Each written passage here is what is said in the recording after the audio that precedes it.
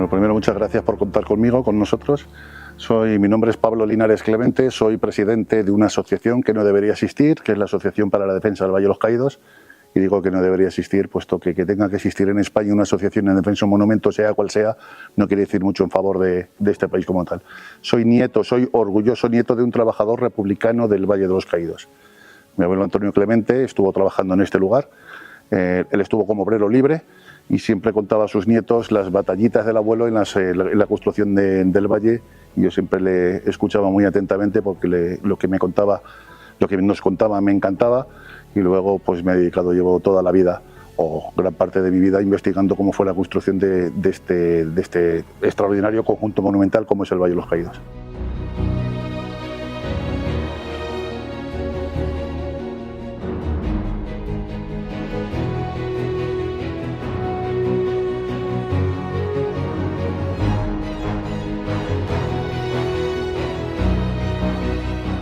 Según testimonio de Diego Méndez, el arquitecto que acabó las obras aquí, bueno, a partir del 50 es el que estaba, después de Muguruza, Franco ya en plena guerra tiene como una intuición, digamos. Él no quiso darle tampoco mayor alcance, pero sí que lo contó varias veces, que ve un lugar donde tiene que levantar el monumento que tenía proyectado. ¿Para qué? Pues para que no se olvidara esta guerra civil. Es decir, ahí queda el aviso de lo que ha sido esto. Y luego también, esto lo pongo yo de mi cosecha, porque él hablaba de la victoria en la guerra de España frente a la dictadura comunista, que se hubiera impuesto irremediablemente si el bando republicano hubiera ganado la guerra. Pero a esto hay que añadir que él también tiene o piensa en un monumento religioso, porque eso es lo que es el valle, que tenemos aquí. Por más que, y además yo creo que precisamente ahí está el motivo de que produzca tanto rechazo en algunos, ¿no? Una basílica, la cruz más grande del mundo, y una abadía benedictina. ¿Por qué eso causa tanta furia?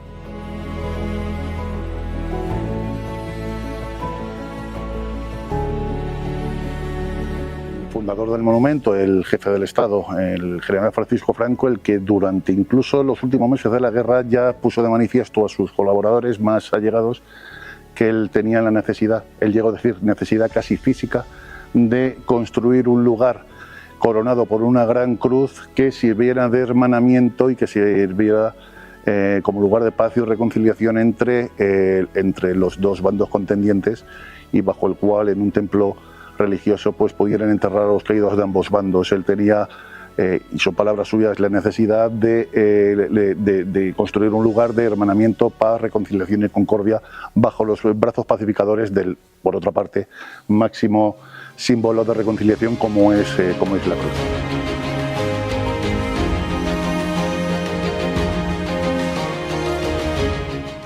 Y nada más terminar la guerra comenzó una búsqueda por la zona de la Sierra de Madrid, primero incluso dentro de Madrid, por la zona de la Casa de Campo, y luego por la zona de la Sierra de Madrid, el lugar del emplazamiento donde él quería construir el Valle de los Caídos.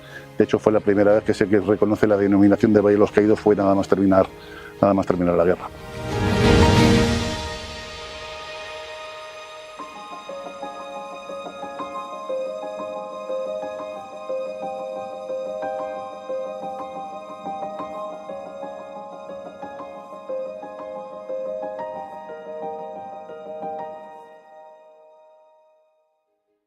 Está en el decreto 23 de agosto del 57, donde se crea la fundación de la Santa Cruz del Valle de los Caídos. Este tiene que ser el monumento a los caídos de ambos bandos, sobre cuyo sacrificio se levanten los brazos pacificadores de la cruz. Y en el decreto se habla del perdón evangélico, de la convivencia entre españoles que en los últimos lustros se ha dado de una forma total. Es decir, da por hecho que la reconciliación se ha producido ya, se ha normalizado la vida social, pero que eso tiene que mantenerse. Franco Salgado Araujo, su primo, cuando publica el libro Mis conversaciones con Franco, saca el tema del valle, comentándole a Franco que precisamente esa idea de traer aquí caídos de ambos bandos ha sentado mal en ciertos sectores franquistas, porque entendían que junto a los restos de los caídos en la guerra, en el bando nacional, se entiende, no tenían que estar los restos de sus verdugos. Franco explica a su primo, que lo recoge en el libro, que la Iglesia le había hecho ver que, dice él que muy discretamente, pero que se lo habían hecho saber, vería con buenos ojos que este fuera el monumento a todos. Él habla de los católicos, es decir, los bautizados. Por lo tanto, todos los que estaban aquí son católicos. En aquella España no se concibe un no bautizado todavía. Y decide no distinguir entre en qué bando estaban o en cuál no. Están hermanados y, como he dicho antes, este lugar se construyó como lugar de reconciliación donde las generaciones futuras, por ejemplo las nuestras, puedan ver que en España hubo una guerra que no debe volver a repetirse. Y claro, aquí ¿qué es lo que se hace? Es el único monumento que yo sepa en el mundo donde están enterrados los de los dos bandos que se han enfrentado en la guerra. Pero es que lo que quiere, aparte de que se rece por las almas de los caídos, es que se rece por España. Y si no lo vemos en ese contexto de combate espiritual, quizá no entendamos nunca por qué la persecución que se abre contra el Valle de los Caídos hace ya décadas. Aquí tenemos a nuestras espaldas la cruz más grande de la cristiandad, son 150 metros de altura, visible en los días claros a más de 60 kilómetros de distancia, y dentro de ese risco de granito, que es el risco de la Nava, en el cual se asienta la cruz, tenemos la basílica, también la basílica excavada en roca más grande del mundo. Son 262 metros de basílica, en la cual hasta en 18 espacios de enterramiento se encuentran los restos de unos 34.000 caídos, aunque las cifras pueden ser sensiblemente mayores. Es un tema que estamos investigando ahora de ambos bandos de la guerra. Sí, además, hay algunas fuentes que dicen que los que ganaron la guerra, los caídos de un bando, tienen un lugar preeminente dentro de la basílica y los otros no. Es rigurosamente falso.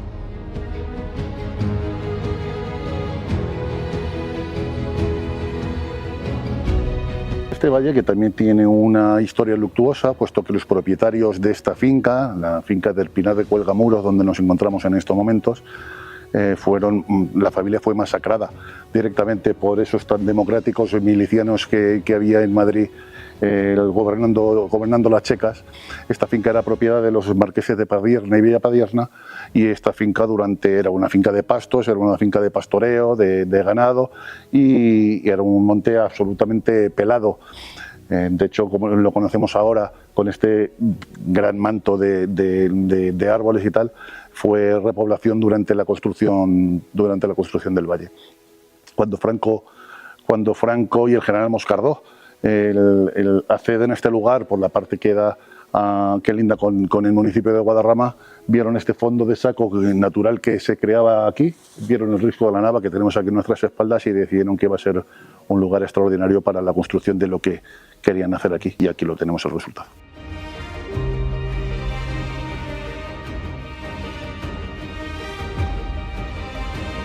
Bueno, el conjunto no solamente es, como la gente pueda pensar, la cruz y la basílica, nada más y nada menos, sino también tenemos una hospedería monástica, absolutamente recomendable. También tenemos una escolanía, tenemos una abadía benedictina.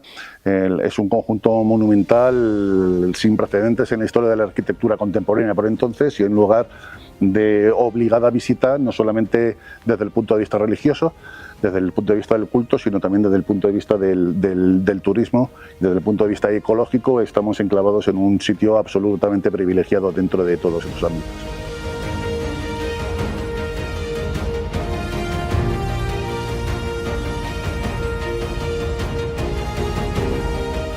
El sistema de la redención de penas por el trabajo, que ya empieza o se diseña en plena guerra civil, empieza a funcionar, tiene esa finalidad. Aparte de la reparación, la devolución a la sociedad de todos aquellos que estaban en las cárceles, que por cierto se les había conmutado a la condena muchas veces miles de sentencias a través de las comisiones de revisión de sentencias. En esos años primeros de la posguerra vieron conmutada la pena de muerte por la de prisión. Teóricamente no podían venir aquí ni a ningún lado a redimir condenas, pero se les acabó aplicando el sistema de redención de penas también. Bueno, ante todo decir que gracias al testimonio de mi abuelo y de otros a los que luego lo pude entrevistar como mi abuelo, estos mitos se quedan en eso, precisamente en mitos, porque la verdad de la historia no se asemeja para nada a la versión que se ha dado como oficial y como buena, sino que es diametralmente opuesta. Mi abuelo contaba que de presos había presos a la construcción del valle, que ahora lo podemos matizar perfectamente, pero que de esclavos nada. De hecho, en toda la documentación que primero yo y después como Asociación para la Defensa del Valle de los Caídos nos hemos podido recopilar durante todos estos años en archivos públicos y privados, desmonta categóricamente todos y cada uno de estos mitos que rodean el valle. Con respecto al que me has citado en estos momentos sobre el tema de la esclavitud de los presos, es falso. Nosotros tenemos la documentación que avala todas las cosas que nosotros contamos. Entre ellos tenemos un montón de cartas que los presos desde cualquier prisión de España mandaban a sus familias para que, siempre cuento lo mismo, tenemos la carta de un señor que estaba preso en Yeserías, en la prisión de Yeserías, que le escribe una carta a su padre que le pide al padre que hable con el párroco de su pueblo, un pueblo de Toledo, para que le recomienden venir al Valle de los Caídos. Es decir, había más peticiones para venir a trabajar al Valle de los Caídos que realmente las plazas que como presos se podían dar a los trabajadores penados del Valle. El sistema de redención de penas por el trabajo era fundamental para esto. Hay que tener en cuenta que aquí por cada día trabajado se llegaron a redimir hasta 6 días de condena. ¿Qué quiere decir? Que todo el que tenía 30 años de reclusión a sus espaldas, y todo el que tenía 30 años de reclusión a sus espaldas es porque previamente venía conmutado de pena de muerte, sabía que trabajando 2, 3, 4 años, 5 años como mucho en el Valle de los Caídos tenía la libertad perfectamente asegurada. Como es innegable, cualquier investigador que entre en este tema se va a encontrar con que se redimía por cualquier cosa, por leer en la galería de la prisión, por hacer los deberes de que les pusiera el capellán, por ejemplo. Cuando estaban de baja seguían redimiendo. Sin eso, no sé qué hubiera sido la posguerra, ni se concibe la España de los años 60. Es decir, que esa redención de penas estaba pensada y se aplicó, sobre todo, con un espíritu más que generoso. No solamente por el sistema de redención de penas por el trabajo, sino por las sucesivas leyes de indulto que se fueron sucediendo durante varios años, a las que se iban acogiendo los presos absolutamente en masa. Presos que de políticos no tenían nada, porque aquí hay una obra fundamental que es la del profesor Alberto Bárcena, procedente de su tesis doctoral, donde lo cuenta de la A a la Z. Verdaderamente es un referente para todo el que quiera conocer con exactitud cómo fue realmente el tema de los presos en el Valle. Pues había un patronato que se creó al efecto, que llevaba el nombre de Nuestra Señora de la Merced, que por eso en la Basílica aparece en una de las capillas marianas, la patrona de los presos, que estaba en el Ministerio de Justicia, y este patronato tenía que revisar las solicitudes de los presos que desde cualquier prisión de España solicitaran venir aquí. Este patronato es el que se encargó desde el primer momento, pues mientras existió el sistema de redención de penas, y dependía del Ministerio de Justicia. Y se creó en toda España una red de juntas locales pro presos, que estaban diseminadas por España, dependían y tenían que informar al Ministerio de Justicia. De esta red de juntas locales no se ha hablado nunca, prácticamente, muy poco, y se ignora la labor que hicieron. Si tenía mujer a su cargo, cobraba el doble. Pero es que luego se le iba subiendo proporcionalmente el jornal en función de los hijos que tuviera menores de edad. Pero es que hay gente que dice que de los 19 años de construcción del Valle de los Caídos, que fueron 19 años, hubo presencia de mano de obra reclusa, cuando es rigurosamente falso. Los primeros presos llegan aquí en marzo del año 43 y los últimos presos se van de aquí en enero del año 1950. Es decir, solamente durante 7 años de la construcción del Valle, y no llega por unos meses a los 7 años, hubo presencia de mano de obra reclusa aquí, que repito, venían voluntarios, redimían condena con una velocidad inusitada en cualquier otra prisión de España, y además muchos de ellos, y repito, todo lo tenemos perfectamente documentado, muchos de ellos se quedaban trabajando luego como obreros libres, es decir, se reenganchaban en las obras, porque una de las cosas fundamentales es que los obreros, la mano de obra reclusa, los presos tenían exactamente el mismo sueldo que los obreros libres. Se les apercibía de que una conducta inapropiada significaría la salida del valle. Es una amenaza que solía esgrimirse desde el Consejo de las Obras. Imagínese qué campo de concentración era este, como se les ha definido a menudo, que la mayor amenaza es que te expulsen.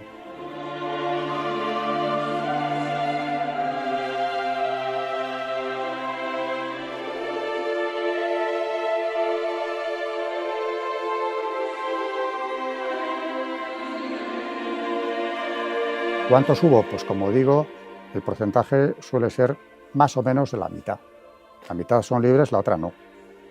A partir del 50 son libres todos.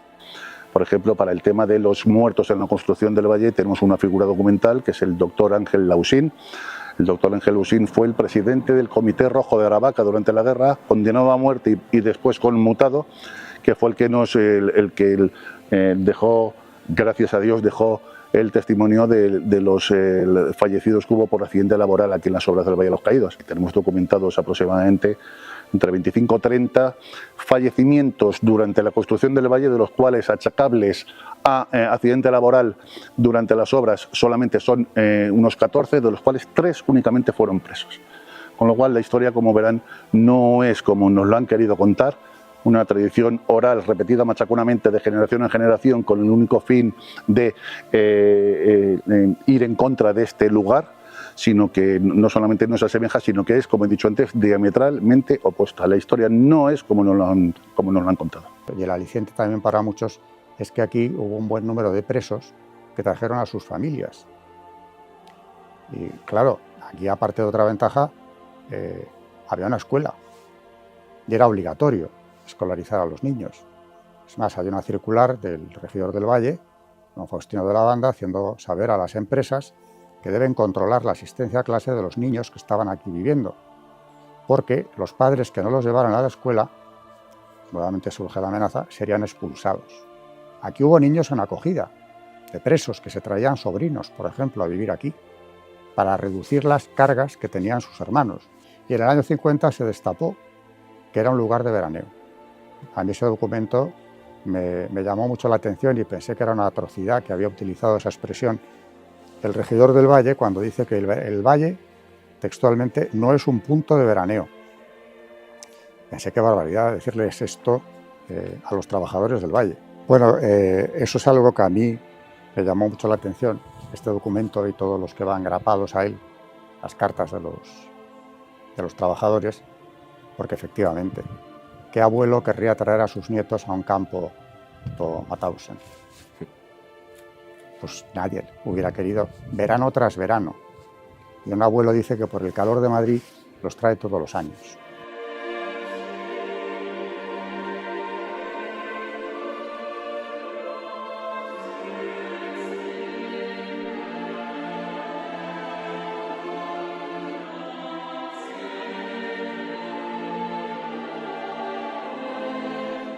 El Valle de los Caídos se debe fundamentalmente a 2 arquitectos. El primero es Pedro Muguruza Otaño, un señor, aunque nacido en Madrid, de ascendencia vasca, del Goibar, de Vizcaya. Era un hombre, como arquitecto, era un hombre absolutamente extraordinario, es decir, uno de los mejores arquitectos de aquella época, no solo en español, sino en todo el mundo. Parte de los edificios más significativos, más emblemáticos que se construyeron en Madrid y en otros lugares de España tienen su firma como arquitecto. Este buen hombre, y digo buen hombre porque era muy querido por toda la población, por todos los trabajadores que tenía, fundamentalmente por los presos, por los que él se desvivía para que las condiciones que tuviesen de trabajo y las condiciones de vida fuesen las mejores. Eso sobra decir. Es evidente decir que esto es una labor que excede al papel de un arquitecto como tal, sino este hombre tenía esa inquietud. Pedro Muguruza en el año 48 tuvo que dejar la construcción del valle por una enfermedad degenerativa y muy a su disgusto tuvo que dejar las obras, y ya en el año 50 le sustituye Diego Méndez, segundo arquitecto del valle, al que debemos fundamentalmente la cruz del Valle de los Caídos y la basílica según como la conocemos. Es decir, son 2 arquitectos fundamentales, Pedro Muguruza y Diego Méndez. Diego Méndez fue durante su etapa de estudiante de arquitectura, fue discípulo, fue alumno del propio Pedro Muguruza. Franco intervenía en los diseños del monumento. Hubo diseños que menos mal que no se aprobaron porque estéticamente no eran nada atractivos. Esto es lo más difícil que se podía hacer.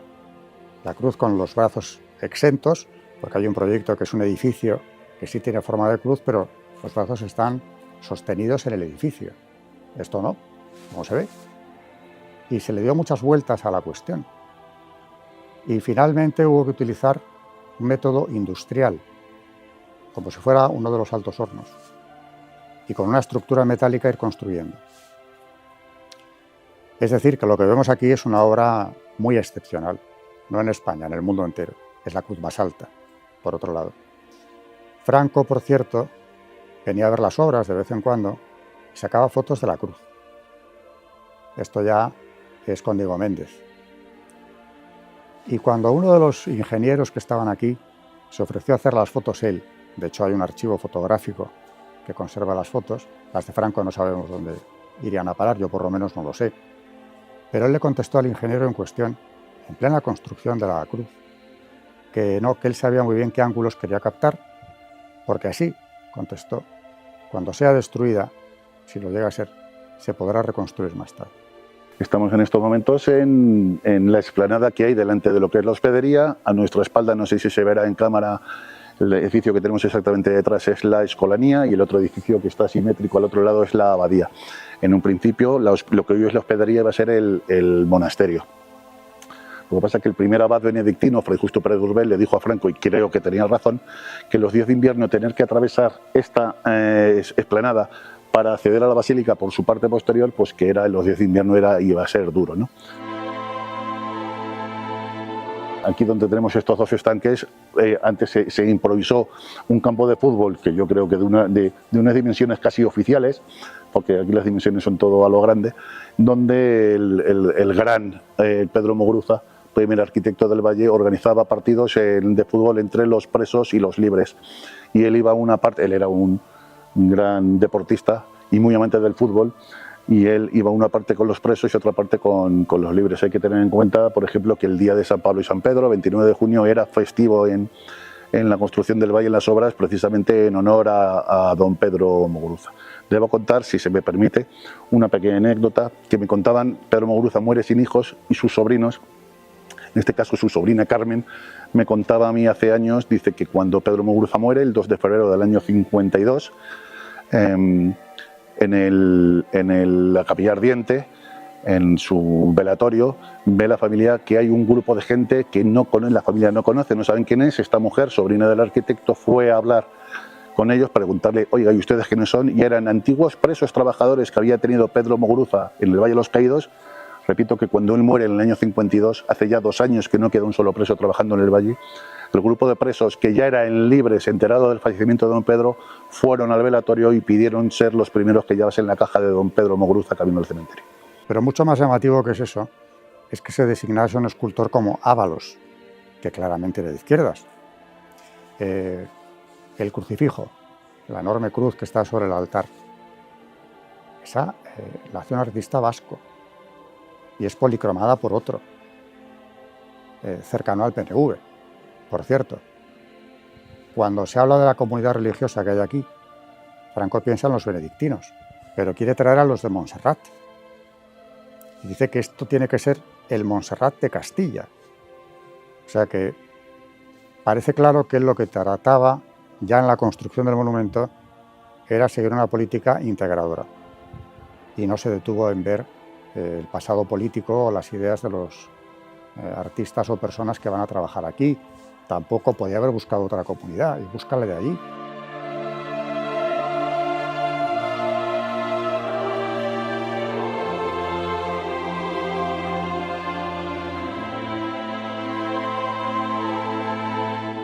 Esto es un conjunto monumental de unas dimensiones extraordinarias, por lo tanto el mantenimiento también tiene que ser extraordinario.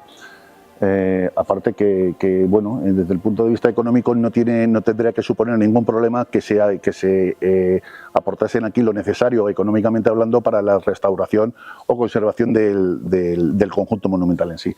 Entre otras cosas porque genera lo suficiente en cuestión de taquilla, históricamente hablando, desde que esto se inauguró en abril del 59, como para tener un mantenimiento serio y eficaz de este lugar. Bueno, es curioso ver cómo se ha negado incluso la existencia de la Fundación de la Santa Cruz. Se ha negado, ya no existe.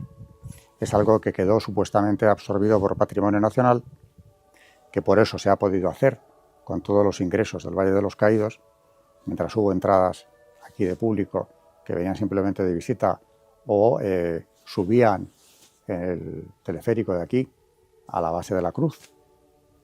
Son ingresos millonarios, aparte de que todos los que produzca la finca misma deben ir a la fundación para el sostenimiento del monumento. Esto, quien lo ha gestionado y ha hecho con esos ingresos lo que le ha parecido más oportuno, ha sido Patrimonio Nacional. Pero si bien han negado que la fundación existiera, porque la fundación se confunde con la abadía, de hecho los fines fundacionales se encomienda a los benedictinos que sean ellos quienes los cumplan, los fines de la fundación. Pues por eso ha convenido a los que querían acabar con el Valle cuanto antes decir que esa fundación estaba disuelta. Curiosamente se ha disuelto ahora. Si reconocen que existía, ahora Patrimonio Nacional debería explicar qué ha hecho con esos ingresos en las últimas décadas, porque entonces adeudan a los monjes una cantidad importante, sobre todo si tenemos en cuenta que aquí, en el Valle, prácticamente no se ha hecho mantenimiento alguno desde hace mucho tiempo y así se ven las deficiencias que vemos. El edificio o el conjunto resiste porque es muy sólido, pero el abandono es notorio. Este lugar depende de Patrimonio Nacional, pero no es propiedad de Patrimonio Nacional. Este lugar pertenece a una fundación, que es la Fundación de la Santa Cruz del Valle de los Caídos, que ahora, en el afán revanchista del gobierno que tenemos ahora mismo, hay una intención de derogar esa fundación para luego elaborar un régimen jurídico nuevo, que por supuesto ya sabemos que el régimen jurídico que quieren adoptar para este lugar es cualquier cosa, va a ser cualquier cosa menos bueno para el propio monumento en sí. Pertenece a Patrimonio Nacional el mantenimiento serio y eficaz, que como vemos, y como bien has dicho, es más que evidente que brille por su ausencia. Aquí digo lo de siempre, los gobiernos de izquierdas por odio y los gobiernos de derechas por cobardía tienen este lugar condenado al ostracismo desde el punto de vista del mantenimiento. Si este monumento estuviese en cualquier otro lugar del mundo, y no hay que irse muy lejos, nos podríamos ir directamente hacia el norte de Francia, cualquier país de Europa, sería el monumento, desde luego, mejor conservado, mejor mantenido y desde luego más respetado de todos los que había. A mí se me cae la cara de vergüenza cuando en las muchas visitas de turistas o fieles extranjeros que vienen por aquí, yo les pregunto y están absolutamente maravillados ante lo que están viendo y están muy sorprendidos de cómo los españoles podemos tener un monumento de estas características condenado al olvido más absoluto en cuestión de mantenimiento. Es de una absoluta vergüenza y desvergüenza. Ni siquiera tiene la consideración de Vic, bien de interés cultural, ni eso. Cuando hay casas de pisos, casas de vecinos, más o menos notables por su arquitectura, en Madrid, que lo tienen. Esto no. Bueno, hablábamos antes de empezar el reportaje de que el problema del Valle siempre ha sido lo que llevo dicho. Es un monumento religioso. Es un símbolo de la España católica. Y por eso tiene los problemas que tiene.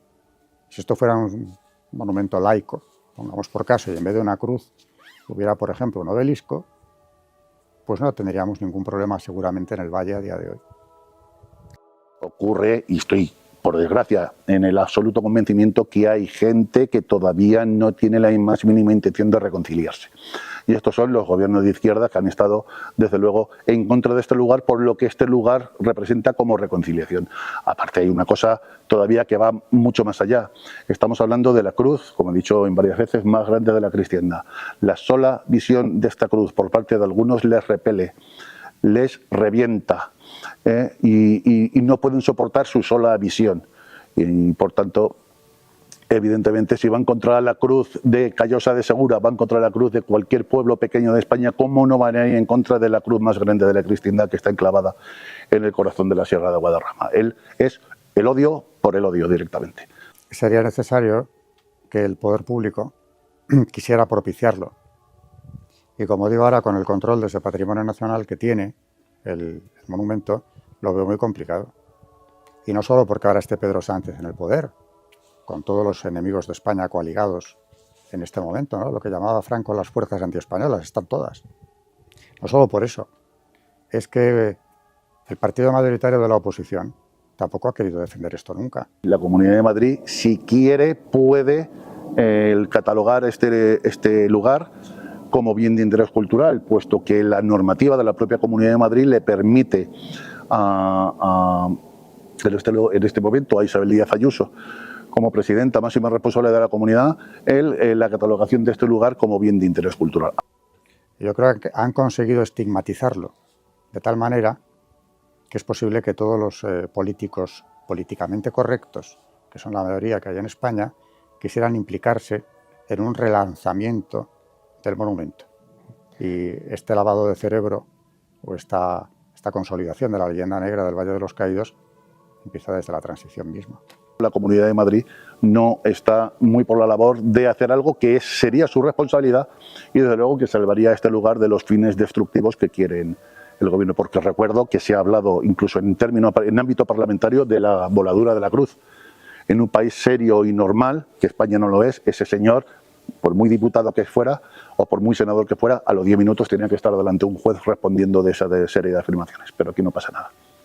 Bueno, las leyes de memoria son las que son, es decir, son leyes de una sola parte. Es decir, si quieren elaborar una ley de memoria, a mí me parece extraordinario, mientras que ampare, bajo el manto de esa ley, ampare a las víctimas de ambos bandos, porque aquí quiero recordar que según el enunciado de la primera ley, de la del año 2007, ya se olvida a las víctimas de un lado. Parece ser que una guerra civil, todas las guerras son malas, pero una guerra entre hermanos es la peor de las guerras, y parece ser que solamente hay víctimas de un lado, cuando todos sabemos lo que ocurrió en el lado contrario. De hecho, yo siempre digo una cosa: dentro de los enterramientos que tenemos, de los caídos que tenemos enterrados dentro de la basílica, hay cerca de 4.000, 4.500 que no fueron combatientes de uno u otro bando, sino que fueron represaliados en la retaguardia roja. Eso, la ley del 2007 y la ley posterior de memoria democrática, que da una vuelta de tuerca todavía más a lo que fue la primitiva ley de memoria histórica, los olvida. Esos muertos no existen, ahí no ha pasado nada con ellos, murieron, al parecer debe ser por causas naturales.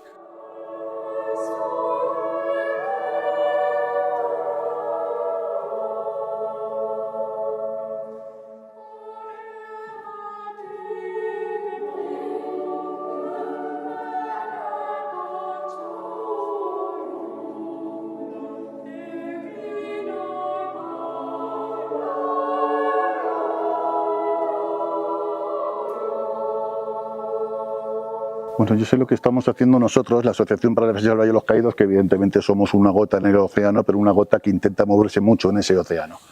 Desde luego es absolutamente de vergüenza lo que quieren hacer con este lugar desde tiempos de Zapatero, que fue cuando se desataron aquí las hostilidades contra este lugar. Repito, lo dije en su oportunidad a otros medios y lo repito ahora, la iglesia, la Basílica del Valle de los Caídos, fue en su momento el único templo que se cerró por una orden de una autoridad política, mientras las autoridades religiosas miraban para otro lado. Entonces, en este lugar podrá pasar cualquier cosa si las altas autoridades eclesiásticas de este país lo permiten, porque las de este país y de fuera de este país, las internacionales, y no me parece que me estoy explicando convenientemente. Recordemos que esto es una basílica pontificia, y eso son palabras mayores. Además, sería un precedente si consiguen la expulsión de esta comunidad, modélica comunidad benedictina, modélica comunidad de monjes que desde el año 58 están aquí cumpliendo abnegadamente con las obligaciones que contrajeron cuando se hicieron cargo de esta abadía. No podemos consentirlo, porque además que no se piense en las altas autoridades eclesiásticas que esto iba a quedar ahí. Eso sería el punto de partida de luego que se irán a hacer con el resto de iglesias, parroquias, etcétera, de este país. Los españoles como tal tenemos el derecho, pero sobre todo la obligación de defender lo que es nuestro credo y lo que es nuestra fe. Y tenemos el punto de partida en ver qué corriente social, civil, se podría crear a la hora de defender este lugar de los ánimos destructivos de un gobierno que lo único que pretende es precisamente, en contra del propio concepto de este lugar, no solamente es la reconciliación, sino todo lo contrario. Es un gobierno que se mueve como pez en el agua en la confrontación directa de españoles contra españoles. Quien quiera convertirse en defensor del Valle, y sabiendo que no va a tener por delante una tarea fácil precisamente, yo creo que lo primero sería que se arme con las fuerzas del espíritu. La oración en primer lugar. Y luego proclamar la verdad. El Valle se defiende solo si se conoce su historia y qué es lo que hay detrás de ella. Si eso no se conoce, es indefendible. Si asumimos la leyenda negra antiespañola, y concretamente la que tiene el Valle de los Caídos ya asignada, no se va a poder defender.